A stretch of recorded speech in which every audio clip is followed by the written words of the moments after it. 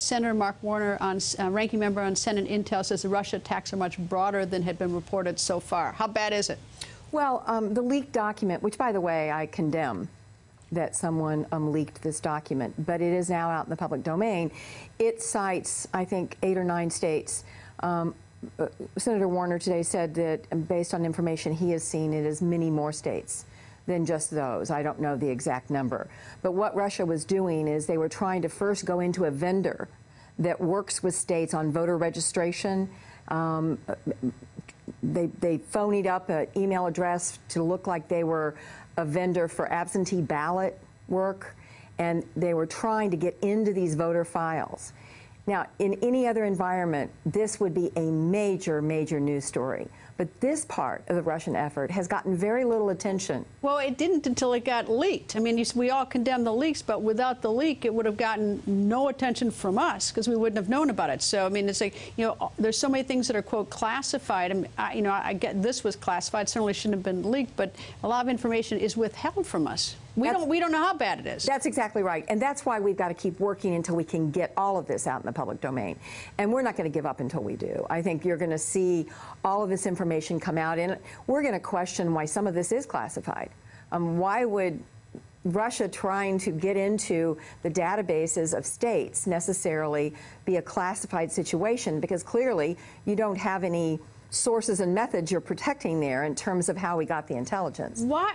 Okay, so the investigation goes on to see how widespread it is, but why do we, I mean, I want that investigation to go forward, but isn't it now time to do something? I mean, just doing it once, isn't that enough? Is it once enough? So, I mean, shouldn't we be doing something, I don't know what it is, but, keep the investigation going, but what are we doing about Russia? Well, what we need to do, and I hope we're going to get a chance to vote on it this week, is add additional sanctions to Russia, or at a minimum, make the sanctions we have in place now not be able to be waived by the president.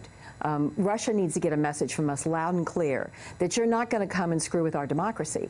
Our democracy, our full and fair and open elections are very, very precious to the United States of America.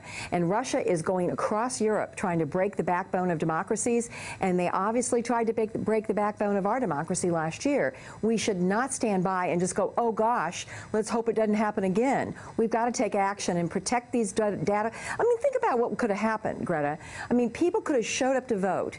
All the Republicans talk about voter ID all the time and voter fraud. Can you imagine if thousands of people showed up and they looked at it and said, well, you're not on the list. You've been removed from the list. It would have been chaos, and you couldn't have fixed it.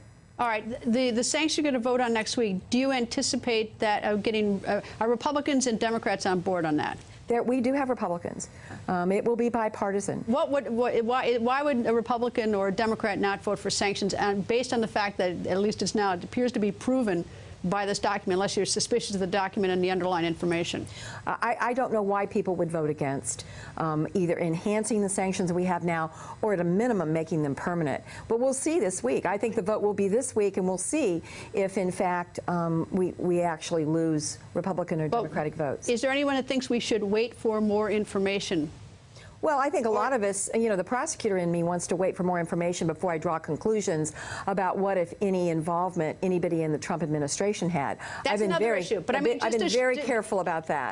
That's a whole different issue. But in terms of telling Russia, if we've got them dead to rights, if we got them, that they've done this, waiting for, having proof that they did it twice is not going to change things. I agree. All right. Would you expect that the president would go along with sanctions? Well, he's been eerily quiet about criticizing Russia. It's hard for me to understand. At every opportunity he's had to condemn the Russian involvement in the election, he has pivoted and not gone there. What's your suspicion? I can't figure it out.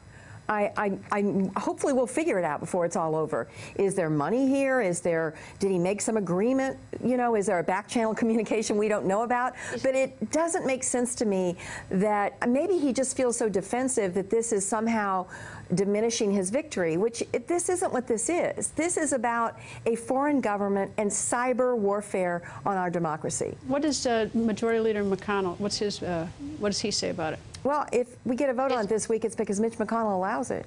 Hey there, I'm Chris Hayes from MSNBC. Thanks for watching MSNBC on YouTube. If you want to keep up to date with the videos we're putting out, you can click subscribe just below me, or click over on this list to see lots of other great videos.